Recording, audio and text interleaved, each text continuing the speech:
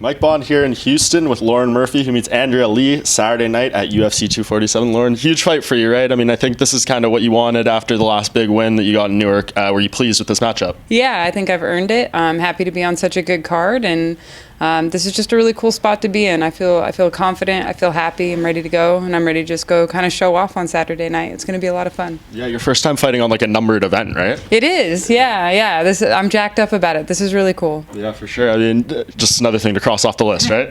Yeah, I think I've been in a lot of big fights. I feel I've fought a lot of really tough people, and I fought a lot of really high ranked people. But yeah, it's cool to be on such a big card with so many big names and be on a numbered event. It's my first time, and I'm hoping for many more after this. Yeah, and obviously a big chance to make an impression too, right? The championship for your weight class is on the same card as well, so I'm sure that kind of invigorates you even more to put on a special performance, right?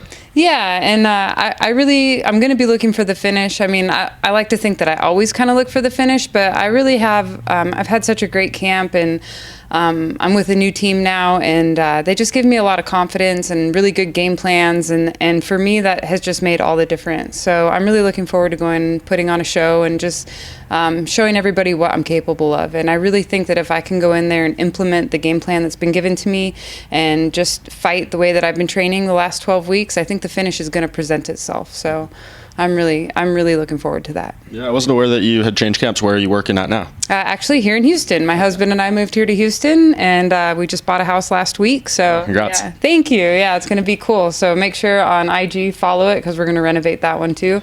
It's going to be a lot of fun. But actually I came back. It's not really a new camp. I'm actually working with some of my old coaches. One of them is Alex Cisne, and he took me through Invicta and also through my fight with Legacy. So that guy knows me really well. We've known each other a long time. I'm undefeated with him. We're 5-0 together. And then I started working with Bob Perez too, Derek Lewis's coach. And both of those guys are just, they're such good coaches. They're really geniuses about MMA. They have really great temperaments. Like, I really love working with them. And then my husband will also be in my corner, and he's the grappling extraordinaire. So it's a good team. That's great. Was there, I mean, obviously to, move your life, move to a different city and stuff, take some decision behind it. Why ultimately did you decide to make that move now? It just felt like the right time. When I was in Phoenix, I really wanted to change for a long time. And my son was in high school out there, and I had always promised him that, we're not going to make you change schools while you're in high school. You're going to stay in the same school all 4 years. And he had a really great high school experience. And it just kind of all came together that my last fight, when I got booked to fight Mara, he had graduated right around that same time. And so we went to his graduation, and then I came out to Texas. I did my camp for Mara, and I just had the time of my life. It was a really great camp. I felt really renewed, invigorated. I fell in love with the sport again.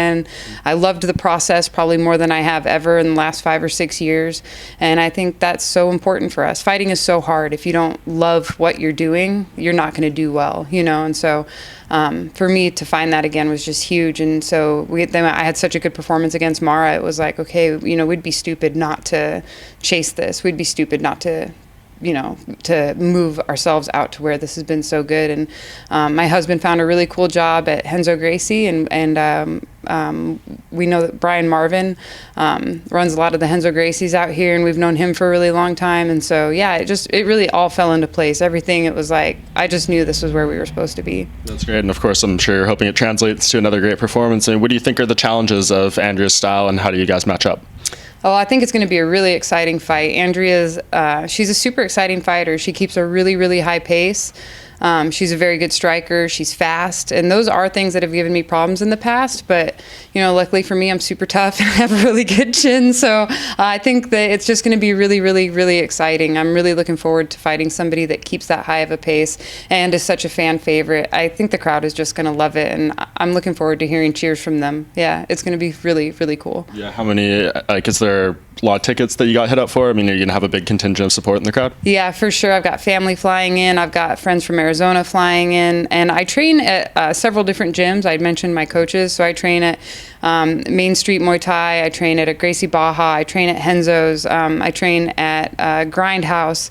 I train at Dynamic Sports Training. So I train at all these different places around Houston, and I've made friends at all of them. And so they're all going to come here and support me. And I like to consider myself like a Houston fighter now. I really like that. That's awesome. What are the implications for this fight in your mind? Where does the winner sit in this division? Hopefully it puts me in the top 5. That's what I'm hoping for. I'm not totally confident that it gives me like a title shot. That would depend. Like if I had some amazing finish, maybe. But really, it puts me in the top 5. And I've already fought a couple girls that are in the top 5. But we'll see what happens. But there's a couple girls in the top 5 I'm interested in facing next for sure. Yeah. How do you think Caitlin has a chance of defeating Valentina? The odds don't really seem to give her much favor, but what do you think? Everybody has a chance. Yeah, Caitlin's got a good chance. Like she looked really good when she fought Maya. She was coming forward more than she ever has. Her striking has always been on point. Her ground game is really good. I think it's really underrated. I think her ground game is super underrated. So we'll see. Valentina's so fast, and that's really what sets Valentina apart in the division. But Caitlin's definitely got a chance in this fight. Very interesting. And you mentioned, maybe getting that perfect finish or a big statement. Is there anything that, you kind of think in your mind and repeat over and over of how you get this win on Saturday? I have a lot of different visualizations when I visualize the fight. I think about a lot of different finishes, maybe taking her back and getting a rear naked choke. It would be the first submission of my career, so that would be really cool. I've got some submissions off of my back that I'm not afraid to try for. I've got a lot of power in my hands too. I think you guys saw that in my last fight, that I can really hurt people with punches. And yeah, that's crossed my mind as well. So I feel I'm dangerous anywhere and everywhere. And if I can just stay calm and perform to the best of my ability, I think the finish presents itself. Awesome. Well, big fight at 125 going down Saturday. Really appreciate the time and best of luck. Thanks a lot, man. Thank you. This way? Okay, this way.